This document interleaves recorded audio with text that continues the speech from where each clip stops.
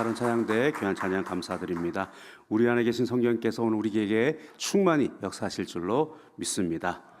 이 시간 우리 말씀 듣기 전에 한번 기도할 텐데요. 나라와 민족 위해서 기도해 주시기 바랍니다. 또 특별히 이제 그 중동의 전쟁이 무언가 끝날 것 같은 기미가 보이고 있는데요. 우리가 힘을 보태서 빨리 그 전쟁이 아름답게 평화롭게 끝날 수 있도록 기도해 주시고, 또 이제 우리 선교사님들 모시고 많은 은혜 받았는데 선교사님들 이제 각자의 나라로 다 돌아가셨습니다. 그들의 사역 위에 하나님 은혜와 영광이 임할 수 있도록 기도해 주시고, 아울러 우리 직할 성전과 우리 여의도 순복음교회 부흥을 위해서 기도해 주실 때 상반기에 여러분들이 애 많이 쓰셔서 전도 많이 하셨습니다. 잘 정착되어서 정말로 가족과 식구가 늘어가야 할 줄로 믿습니다. 위에서 기도해 주시고, 오늘도 성령 충만 받고 은혜 받기 위하여서 주님 한 번으로 통성으로 기도합니다. 주여, 아버지 하늘 주님 앞에 나왔습니다. 아버지 하나님, 정말로 아버지 하나님, 세상 가운데 전쟁이 사라지고 아버지 주의 평강이 임하시길 간절히 소망합니다. 어떤 아버지 국익을 위한 아버지 것들이 있든지 간에 아버지 하나님, 정말로 전쟁이 이제 끝나고 아버지 하나님, 우리의 모든 아버지 육가나 아버지 여러 가지 아버지 하나님 공급하는 모든 불편한 것들이 사라지게 하여 주시고, 아버지 그것이 아버지 평화롭게 진행될 수 있도록 주님께서 함께하여 주옵소서.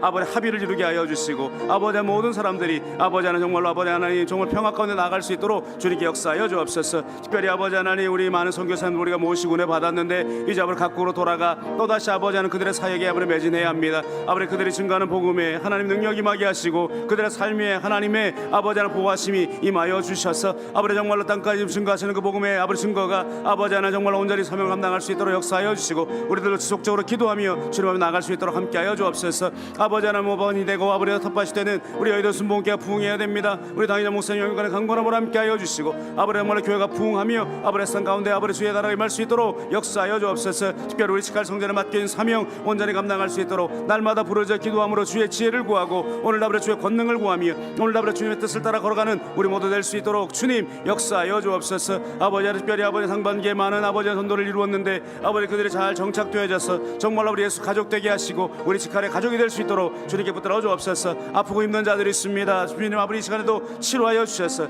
아버지의 모든 건강의 고통에서 아버지 떠나가 역사하여 주시고, 아버지 정말 주의 평강이 임할 수 있도록 주님께 함께하여 주옵소서. 오늘 아버지 주의 말씀 드리려고 왔습니다. 오늘 아버지 주님 앞에 예배하려고 왔습니다. 주님 만나기 위해 왔습니다. 오늘 주의 성령이 우리 가운데 역사하여 주시고, 아버지 우리 가운데 주의 성령으로 충만 함께하여 주옵소서. 주님 우리의 눈을 들어 주를 보게 하여 주옵소서. 아버지 우리의 마음을 변화시켜 주셔서 아버지 천국 백성 될 수 있도록 주님 역사하여 주옵소서. 나의 귀를 열어 아버지 주의 음성을 듣게 하여 주시옵시고, 오늘 아버지 주의 성령께서 우리 가운데 꿈과 비전과 계시 환상을 보여 주옵시고, 오늘 아버지 권능을 덧입혀 주셔서 손과 발에 행하는 모든 일에 주의 영광 나타날 수 있도록 주님 함께하여 주옵소서. 주님 오늘도 아버지 주의 종들이 주의 말씀을 듣게 섰습니다. 주님 말씀하시옵소서. 주의 종이 듣겠습니다. 주님 말씀하소서. 주의 종이 듣겠습니다. 오직 주님 역사하시고 동행하여 주옵소서. 주님만 구합니다. 감사합니다.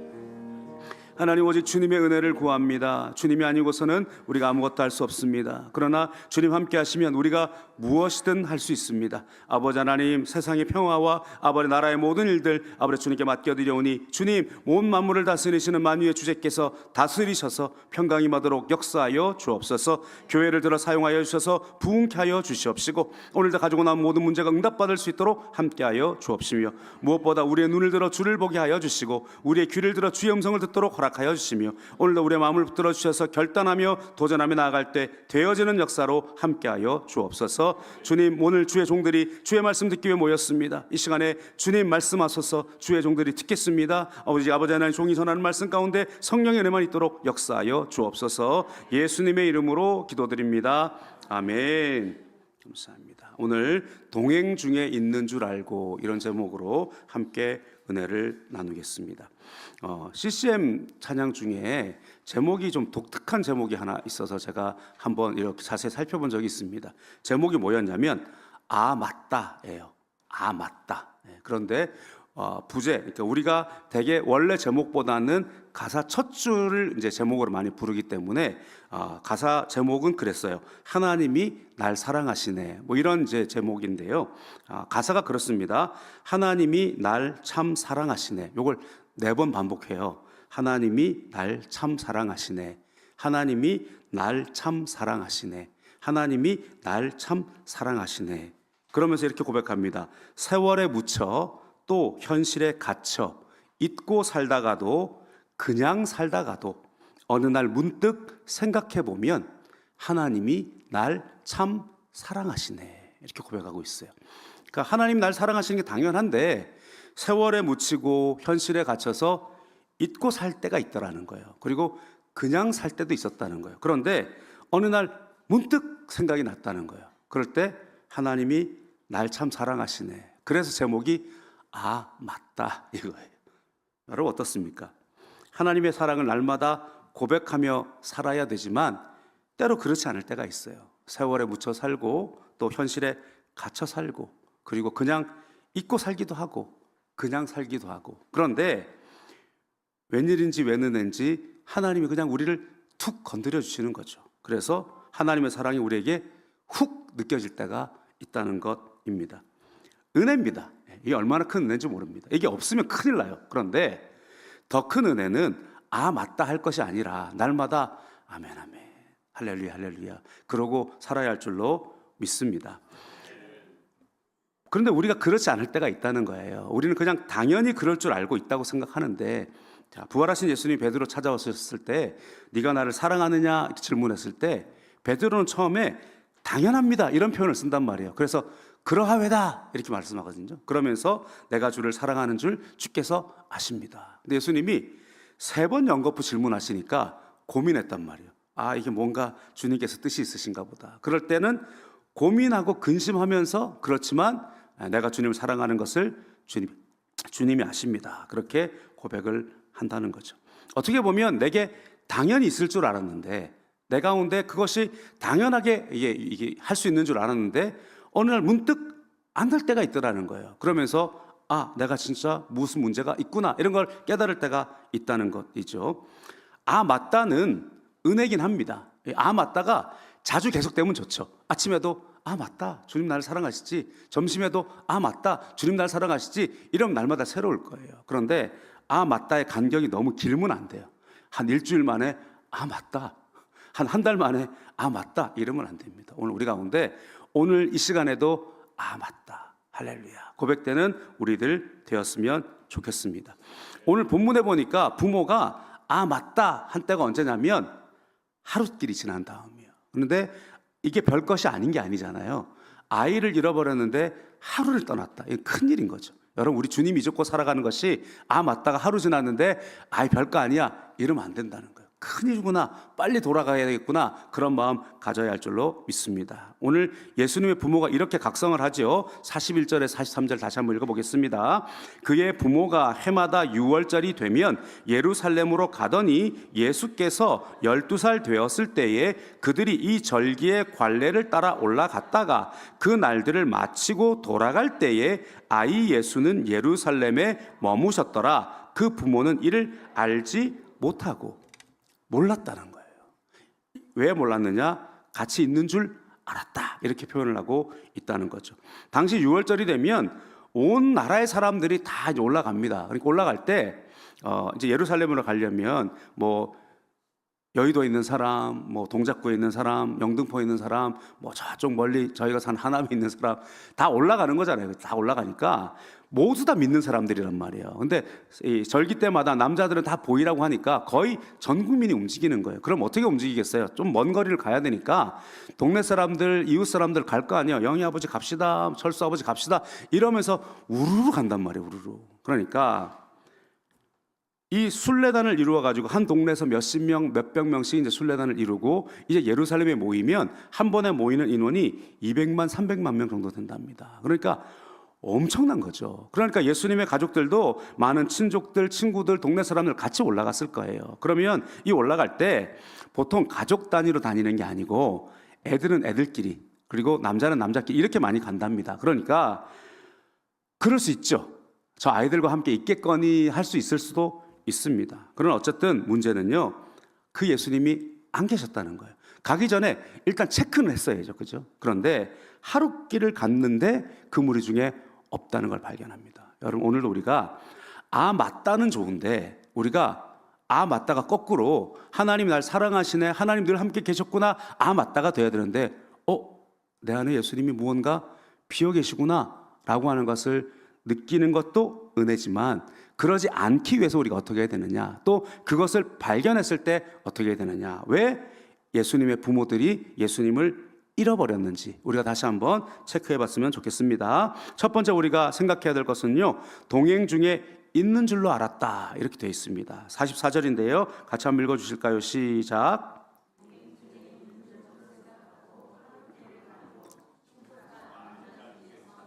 네, 아멘. 동행 중에 있는 줄로 알았다. 그리고 하룻길을 갔다는 거예요. 그런데 하루가 지나고 난 다음에 아차 하고 찾은 거예요. 아, 예수님이 계신가? 그런데 안 계셨다, 이렇게 말씀하고 있죠. 무엇이 중요하느냐? 동행 중에 있는 줄로 알았다. 그냥 당연히 잘 계신 줄로 알았다. 출발할 때 살폈어야 해요. 아까 같은 정황이 있다면 물론 이렇게 따로따로 갈 수도 있죠. 그런데 출발할 때 잘 있느냐 찾아야 되는 것이죠. 자녀가 많은 부모님들은 가끔 그런 경우가 있다고 하더라고요. 예전에 저희가 섬기던 교회에 아이 셋 있는 부모님, 넷 있는 부모님 이렇게 있어요. 그러면 하루 종일 봉사를 마치고 집으로 갔는데요, 큰애가 막 뛰어나옵니다. 엄마 갔어? 무슨 말인지 아세요? 아이 셋을 막 태우고 갔는데 한 애는 그냥 교회에 있는 거예요. 교회에서 딴 일하고 있었는데 그냥 가버린 거죠. 물론 큰 애니까 괜찮아요. 그런데 어떨 때는 막내를 놔두고 갈 때가 있어요. 그럼 어떻게 해요? 다른 집사님이 가면서 데려다 주는 거죠. 어떤 집사님은 이제 이렇게 한국에서 차를 이렇게 막 운전하고 가시는데 애가 셋 있는데요, 막 이렇게 막 그 유치원 데려다주고 학교 데려다주고 하잖아요. 근데 막 해가지고 빨리 막 정신없이 막 챙겨갖고 딱 했는데 딱 출발했대요. 애가 안 탔대요. 네. 그런 경우가 있다는 거죠. 저만 재밌나 봐요. 네. 우리가 바쁘고 정신없으면 그럴 때가 있죠. 거기 있겠거니 하는 거예요. 당연히 차 뒤에 앉아 있겠거니, 당연히 우리 식구들 내가 가면 다 따라오겠거니, 그렇게 생각해야 된다는 거죠. 많은 길을 떠날 때 우리가 예수님이 계신지를 확인하고 있느냐, 이 말입니다. 오늘 우리가 사업을 시작할 때, 우리가 하루를 시작할 때, 우리가 무언가 봉사를 시작할 때, 심지어 주님의 사역을 시작할 때도 예수님을 놓치는 경우가 있다라고 하는 것입니다. 일정이 바빠서 다른 일행들과 웃고 떠드니라고 정신이 팔려서 마땅히 챙겨야 할 예수님을 챙기지 않고 우리들이 갈 때가 있다는 거예요. 왜 예수님을 챙기지 않았을까요? 순간일 수 있죠. 어느 타이밍을 그냥 놓쳤을 수 있죠. 그러나 분명한 것은요, 우리들에게 그 순간 다른 가치가 예수님의 가치보다 나를 지배했던 것입니다. 순간 예수님보다 다른 것을 우선 쫓았다는 거죠. 내 정신이 거기에 팔려 있었다는 것입니다. 친구가 더 소중했거나, 눈앞의 일이 더 급했거나, 당장 물질이 필요했거나, 당장 눈앞에 쾌락이 좋았거나, 어떤 슬픔과 어떤 마음의 걱정으로 예수님 신경 쓸 정신이 없었거나, 그러나 어느 순간에도 우리는 예수님을 놓치면 안 됩니다. 키에르케고르는 짝퉁 신앙이 되어져가는 이유를 세 가지로 규정을 했어요. 첫 번째는 신앙을 손쉽게만 하려고 하는 손쉬움이다, 그렇게 이야기합니다. 십자가 지기를 원하지 않고 손쉽게만 믿음 생활 하려고 하는 경우가 있죠. 그래서 자기가 편리한 대로, 자기 기준대로, 자기 원칙에만 맞춰서 행하려고 하는 그런 신앙이 있다는 거예요. 두 번째, 이 우리가 신앙을 짝퉁으로 바꾸는 그런 습관은요, 적당히 신앙이 있다는 거예요. 적당히 신앙. 헌신하고자 하는 마음 대신에 이리저리 왔다 갔다 차지도 덥지도 않은 태도를 갖는 그런 것. 마지막으로는 시끄럽게 떠들기만 하는 수다스러움이다, 그렇게 표현을 했습니다. 행동과 말이 삶이 아니라 말로만 하는 신앙, 그런 것들이 우리를 가짜 신앙으로 만든다, 이렇게 말합니다. 여러분, 오늘 이렇게 이제 일화적으로 우리가 소개하는 것은 그냥 하나의 해프닝이다, 이렇게 볼 수도 있죠. 그러나 이것이 계속되면 어떤 것이 있느냐? 요한계시록에 보면 예수님께서 소아시아 교회 7교회를 향하여서 책망하신 내용이 있어요. 그 중에는 책망과 칭찬이 같이 있는 교회도 있고, 칭찬만 있는 교회도 있고, 책망만 있는 교회도 있는데요, 우리가 세 교회의 모습을 살펴보면서 우리가 어떻게 예수님 놓치지 않아야 되는지 좀 살펴보려고 합니다. 첫 번째로 에베소 교회를 향해서는요, 예수님께서 뭐라고 말씀하셨냐면 처음 사랑을 잃었다, 그렇게 말씀을 하고 있어요. 그런데 이들이 나태함 때문이 아니에요. 그들은요 열심히 했어요. 그런데 그 교회에 이단이 들어왔어요. 그러니까 이단을 걸려내려고 집중해서 보다 보니까 사랑은 빠지고 똑똑한 것만 남게 되는 거예요. 그런데 예수님 그것을 책망하고 있습니다. 요한계시록 2장 2절의 4절 우리 같이 읽으면서 확인해 보겠습니다. 내가 내 행위와 수고와 내 인내를 알고 또 악한 자들을 용납하지 아니한 것과 자칭 사도라 하되 아닌 자들을 시험하여 그의 거짓된 것을 내가 드러낸 것과 또 내가 참고 내 이름을 위하여 견디고 게으르지 아니한 것을 아노라. 그러나 너를 책망할 것이 있나니 너의 처음 사랑을 버렸느니라. 아멘. 수고도 알고 인내도 알고 악한 자들 용납하지 않고 그들을 잘 가려낸 것도 안다. 네가 잘 참았다. 절대 게으르지 않았다. 그런데 열심히 선한 것을 지키려고 애를 썼는데 그러다 보니까 사랑을 잃어버렸다는 거예요. 라오디아 교회도 책망을 받았는데요. 그들의 받는 책망은 뜨뜻미지근한 신앙 때문에 책망을 받습니다. 뜨뜻미지근한 신앙으로 변질될 수밖에 없었던 것은 무슨 이유냐? 이유가 없어서 그래요. 문제가 없어서 그래요. 아무 문제가 없으니까 뜨뜻미지근해진 거예요. 여러분, 이것을 우리가 주의해야 됩니다. 여러분, 언제까지 우리가 문제 때문에만 주님을 찾습니까? 문제가 없고 평안하면 주님을 향한 간절함이 사라지면 안 됩니다. 그런데 우리가 많은 경우에 문제가 없고 평안하면 주님을 향한 간절함도 사라지는 경우가 생기더라는 거죠. 요한계시록 3장 16절 17절입니다. 같이 읽어보겠습니다. 네가 이같이 미지근하여 뜨겁지도 아니하고 차지도 아니하니 내 입에서 너를 토하여 버리리라. 네가 말하기를 나는 부자라 부요하여 부족한 것이 없다 하나 내 곤고한 것과 가련한 것과 가난한 것과 눈먼 것과 벌거벗은 것을 알지 못하는도다. 분명히 지금 곤고하고 가련하고 부족하고 가난하고 눈 멀고 벌거벗었다라고 예수님은 진단하고 있어요. 영적으로, 그죠? 신앙적으로 문제가 있는데 겉으로 드러나는 삶에는 문제가 없는 거예요. 부자거든요. 부유하거든요. 부족함이 없거든요. 그러니까 내가 영적으로도 아무 문제 없겠구나 생각하면서 뜨뜻미지근해서 마시기도 애매하고 그런 어떤 것들이 되어버린다는 거예요. 사대교회도 책망을 받습니다. 사대교회 책망은요, 살았다 하는 이름을 가진 교회였지만 죽었다 이렇게 말하고 있어요. 왜냐하면 교세도 줄지 않고 평판도 사라지지 않고 겉으로 볼 때 아무런 문제가 없었어요. 그런데 실상은 죽었다 이렇게 표현하고 있습니다. 요한계시록 3장 1절에서 2절입니다. 사대 교회의 사자에게 편지하라. 하나님의 7 영과 7 별을 가지시니가 이르시되 내가 내 행위를 아노니 내가 살았다 하는 이름은 가졌으나 죽은 자로다. 너는 일깨어 그 남은 바 죽게 된 것을 굳건하게 하라. 내 하나님 앞에 내 행위의 온전한 것을 찾지 못하였노니. 여러분, 우리의 삶의 목표가 예수님께 있지 않고 환경에 있으면 안 됩니다.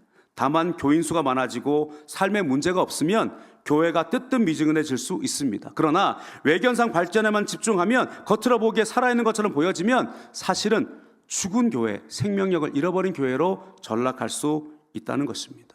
교회를 연구하시는 분들의 구분에 따르면 교회는 몇 가지로 구분된답니다. 살아있는 교회가 있다는 거예요. 살아있는 교회. 그래서 어떤 분들은 미셔널 처치다 이렇게 말을 하는데요.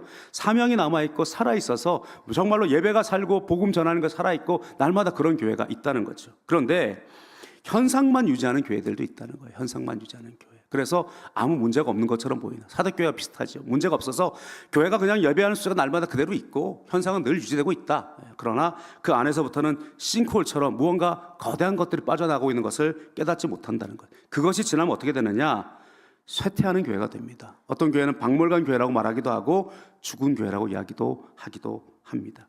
여러분, 살아있다는 것은요, 어쩔 수 없이 문제가 있어서 삶이 힘들어서 발버둥 쳐야 될 때가 있어요. 그러면 대부분 살아요. 문제가 막 있어서 발버둥 칠 수밖에 없으면 주님 없이는 정말 못 산다고 느끼면 주야라고 부를 수밖에 없지요. 그런데 언젠가 문제 때문에만 바둥바둥 거릴 수는 없잖아요. 그거는 복받은 삶이 아니잖아요. 그죠? 은혜긴 은혜지만. 그러면 우리가 풍요에 처할 줄 알아야 됩니다. 그러면 풍요에 처하고 난 다음에 어떻게 되려느냐? 우리의 시선과 눈높이가 그리스도께 다 있어야 돼. 주님의 마음을 가지면서 주님께서 아파하시는 것을 바라보면서 아파할 줄 알고 주님께서 기뻐하시는 걸 바라보면서 함께 기뻐할 수 있는 우리의 마음과 생각과 주권과 중심이 주님께 있어야 돼요. 그런데 모든 걸 자꾸 내 중심으로 놓으면 문제가 없으면 열심히 사라지는 거예요. 그런데 우리들의 눈이 주님께로 가 있으면 주님이 바라보는 그것을 바라보면서 같이 가슴 아파할 수 있고 주님께서 기뻐하신 걸 바라보면 우리도 기뻐하며 주님 앞에 영광 돌릴 수 있습니다.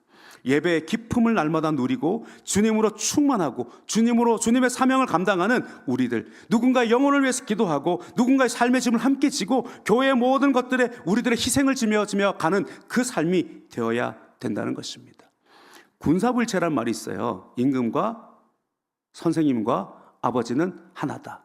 저는 말을 붙이기는 좀 애매한데요, 저는 그렇게 한번 고백을 해보거든요. 집과 교회와 믿음은 하나다. 가정을 신경 쓰듯 내 집을 신경 쓰듯 교회를 신경 써야 되고요. 그리고 우리의 믿음이 교회 안에서의 믿음과 세상에서의 믿음이 하나가 되어야 할 줄로 믿습니다. 오늘 우리 가운데 하나님의 사랑을 깨닫는 것이 자주 하는 아맞다, 순간순간 아맞다, 10초에 한 번 아맞다, 1분에 한 번 아맞다는 괜찮지만 3개월에 한 번, 1년에 한 번 이런 것이면 문제가 된다는 것입니다. 예수님이 그냥 막연히 계시겠거니 하면 안 됩니다. 날마다 확인해야 됩니다. 체크해야 됩니다. 주님 잘 계시지요? 주님 잘 계시지요? 할렐루야. 두 번째로 왜 예수님을 놓쳤느냐? 예수님을 바로 바라보지 못했어요. 예수님을 제대로 알지 못했다는 이야기입니다. 자, 누가복음 2장 46절에 49절 다시 한번 읽어보겠습니다. 사흘 후에 성전에서 만난즉 그가 선생들 중에 앉으사 그들에게 듣기도 하시며 묻기도 하시니 듣는 자가 다 그 지혜와 대답을 놀랍게 여기더라. 그의 부모가 보고 놀라며 그의 어머니는 이르되 아이야 어찌하여 우리에게 이렇게 하였느냐? 보라 내 아버지와 내가 근심하여 너를 찾았노라. 예수께서 이르시되 어찌하여 나를 찾으셨나이까? 내가 내 아버지 집에 있어야 될 줄을 알지 못하셨나이까? 하시니, 예수님의 부모가, 육신의 부모가 예수님을 찾아서 사흘길을 되돌아와서 예수님을 찾았습니다. 예수님은 성전에 계셨습니다. 랍비와 함께 말씀으로 대화를 하고 있었습니다. 이것이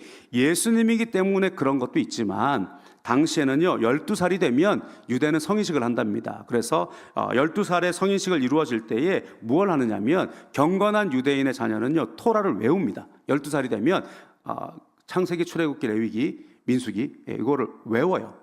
그래서 쫙 외우고 그것에 대해서 대화를 합니다. 그러고 난 다음에 그것을 통과하면 모든 친지와 가족들이 그동안에 이제 펀드를 만들어놔요. 그래가지고 이 아이들한테 충분하게 대학을 갈 때 혹은 창업을 할 때 자금이 될 만한 충분한 물질들을, 기초 물질을 이렇게 주변 친척들이 마련을 해줘요. 그래서 완전 성인이 되면 그것을 이어주는 것입니다. 그래서 전통을 이어가는 것이죠. 그런데 12살쯤 되었으면 이제 말씀을 함께 나눌 수 있는 그럴 때가 된 것입니다. 아직 공생애가 시작된 것은 아니지만 여전히 예수님을 아이로 보면 안 됩니다. 여기는 무엇이 중요하느냐? 지금 예수님의 시선과 이 부모의 시선이 다르다는 거예요. 지금 예수님의 부모가 지금 와서 책망을 하고 있는 거예요. 우리가 흔히 그렇게 할 수 있죠. 아이야 이렇게 말한단 말이에요. 아이야, 얘야 왜 그렇게 했니? 이렇게 말하고 있어요.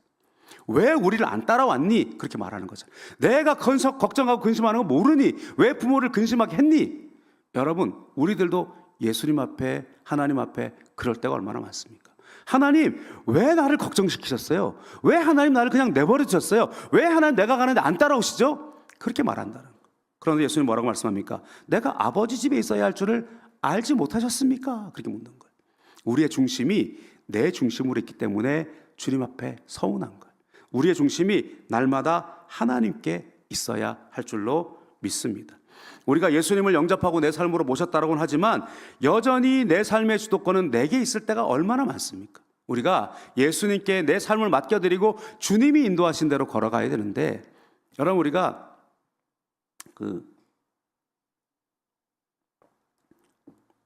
소 몰고 염소 몰아보셨습니까? 그 지 맘대로 가면 때리거든요. 혹은 물론 소는 우리가 이렇게 끌어서 힘이 안 될 것도 같지만 콧줄을 깨놨기 때문에 큰 소도 지 맘대로 가면 땡기면 갑니다.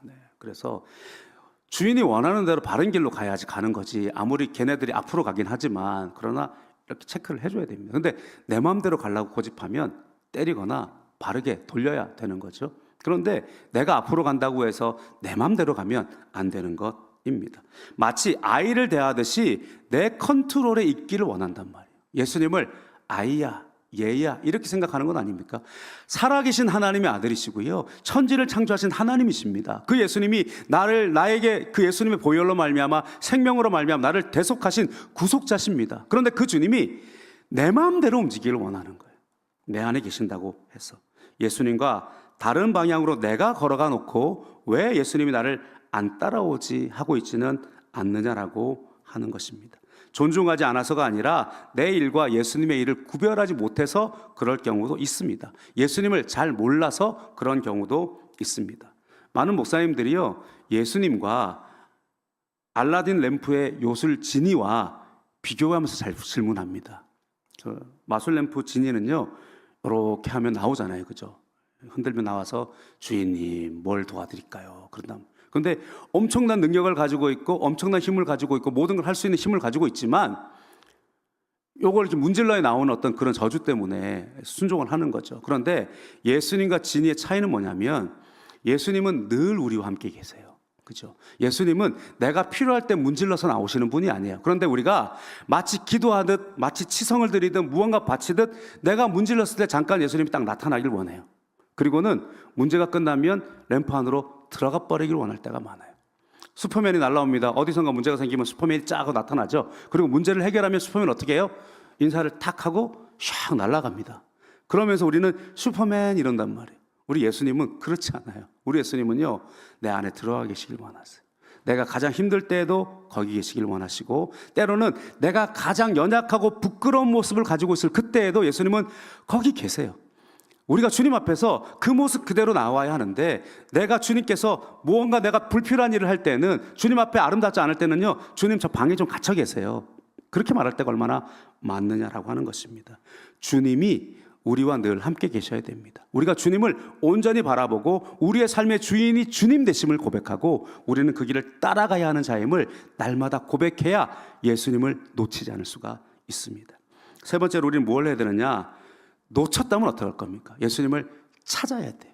놓치기 전에 예수님을 찾아야 됩니다. 거슬러서 올라가야 된다 이렇게 말합니다. 누가복음 2장 44절과 47절 같이 다시 읽어보겠습니다. 동행 중에 있는 줄로 생각하고 하룻길을 간 후 친족과 아는 자 중에 찾되 만나지 못하매 찾으면서 예루살렘에 돌아갔더니 사흘 후에 성전에서 만난즉 그가 선생들 중에 앉으사 그들에게 듣기도 하시며 묻기도 하시니 듣는 자가 다 그 지혜와 대답을 놀랍게 여기더라. 거꾸로 올라가는 거예요. 이 찾는다는 것은요, 그냥 찾는 게 아니고요, 샅샅이 찾아 나가는 거예요. 그죠? 막 묻는 거예요. 우리 아이 못 봤습니까? 봤습니까? 우리 아이 못 봤습니까? 사람들은 이렇게 가고 있을 거예요. 근데 되돌아가는 거잖아요. 그러면서 거꾸로 가면서 우리 아이 못 봤어요? 우리 아이 못 봤어요? 그러고 찾아가신 거예요. 그러다 누군가 이야기했겠죠. 성전에 가까이 갔을 때, 저 성전에서 본 것 같은데? 그러면 들어간 것입니다.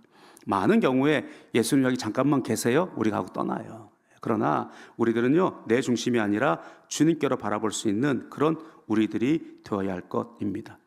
아까 우리가 읽었던 소아시아의 7교회 중에 3교회, 책망받았던 교회들에게 예수님이 책망만 하신 것이 아니라 솔루션을 주시거든요. 그 솔루션이 우리 가운데 있어야 할 것입니다. 에베소 교회를 향한 솔루션, 요한계시록 2장 5절입니다. 읽어보겠습니다. 그러므로 어디서 떨어졌는지를 생각하고 회개하여 처음 행위를 가지라. 만일 그리하지 아니하고 회개하지 아니하면 내가 내게 가서 내 촛대를 그 자리에서 옮기리라.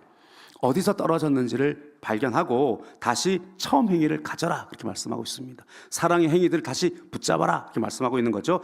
자, 되짚어 보라는 겁니다. 어떻게, 왜 잃어버렸는지를 찾으라는 것입니다.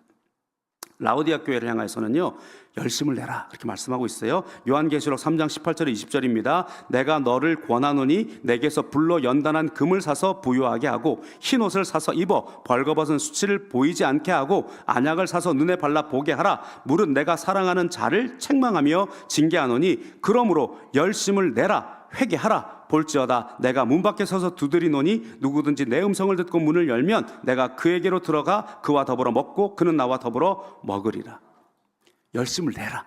내가 사랑하는 자를 책망한다. 열심을 내라. 여러분, 우리가 여기서 중요한 것이 있습니다. 이 3장 20절의 말씀, 볼지어다 내가 문 밖에 서서 두드리노니 누구든지 내 음성을 듣고 문을 열면 내가 그에게로 들어가 그와 더불어 먹고 그는 나와 더불어 먹으리라. 이 말씀이요, 불신자들을 향한 말씀이 아니에요.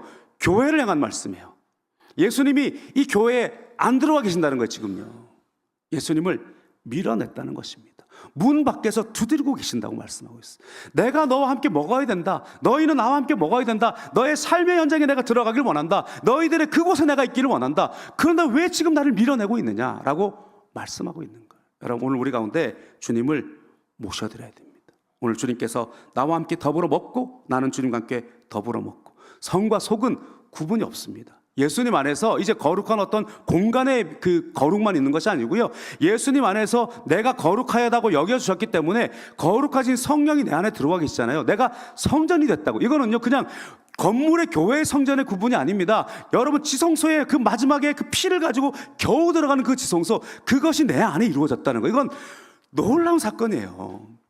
내가 뭔데 그 거룩하신 하나님이 내 안에 들어와 계신다는 거. 근데 그것을 예수님의 보혈로 말미암아 이루어 주셨다라고 말씀하는 거예요. 이제는 성령께서 나와 함께 날마다 계시면서 예수님과 동행하기를 바라고 계신단 말이에요. 주님, 내 삶의 모든 곳에 역사하시기를 원합니다. 영혼이 잘된 같이 범사가 잘되고 강건한 건 뭡니까? 영혼의 문제가 범사의 문제로, 우리 건강의 문제로 함께 한다는 거예요. 내 안에 천국 임한다라고 말씀하시는 겁니다. 천국은요 그냥 내가 원하는 것이 잘 되는 그런 복의 것들이 아니고요, 천국은요 주님과 완전히 동행하는 것입니다. 그것이 성령 충만이고 그것이 이 땅에 하나님 나라가 이루어지는 것입니다.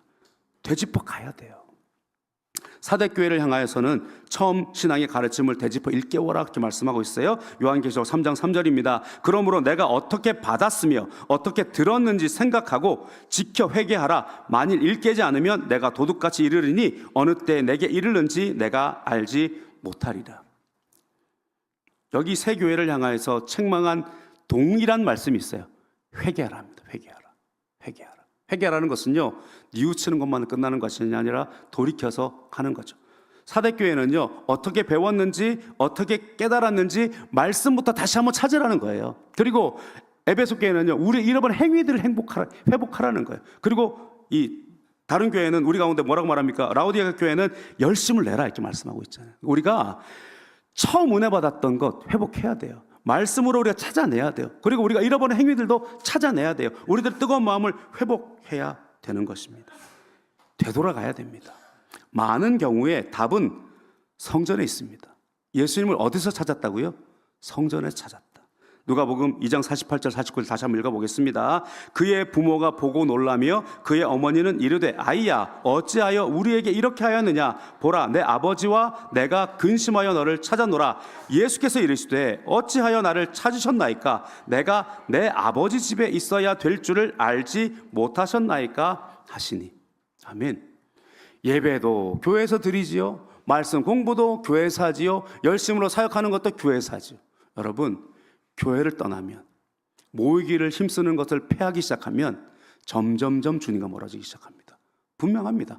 은혜 받으면 교회 가고 싶어요. 분명히. 은혜 받으면 예배 자리에 나아가고 싶어요. 어느 때부터인가 예배에 나오는 게 힘들다. 무슨 이유가 됐든지 우리가 예수님을 놓치고 있는 것입니다.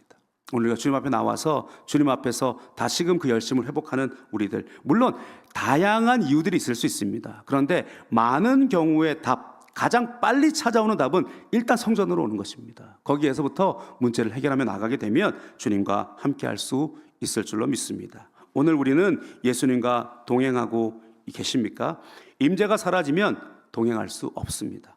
바쁜 일, 신경 쓸 일, 마음에 무거운 짐 많겠지만 주님 만나는 일에 소홀해서는 안 됩니다. 내 삶에서 예수님은 어떤 위치로 계십니까? 여전히 어린아이기로 계시기를 바라고 있는 것 아닙니까? 이 일은 내가 전문가니까 예수님 좀 쉬시라고 말하고 싶지는 않습니까? 외형상의 문제가 없으니까 내 삶에, 내 신앙에도 문제가 없다고 생각하고 있지는 않습니까? 과연 예수님은 나와 동행하고 계십니까? 정말로 혹시라도 홀이라도 아니라고 생각된다면 예수님 계신 곳으로 찾아 나섭시다. 회개해야 됩니다. 일깨워야 됩니다. 행위를 찾아야 됩니다. 열심을 내야 됩니다. 주님과 동행하시면 주님께서 모든 문제들을 해결하여 주실 것입니다. 오늘도 주님 찾고 주님께로 나가게 되시는 저 여러분 되시기를 예수님의 이름으로 축원드립니다. 아멘.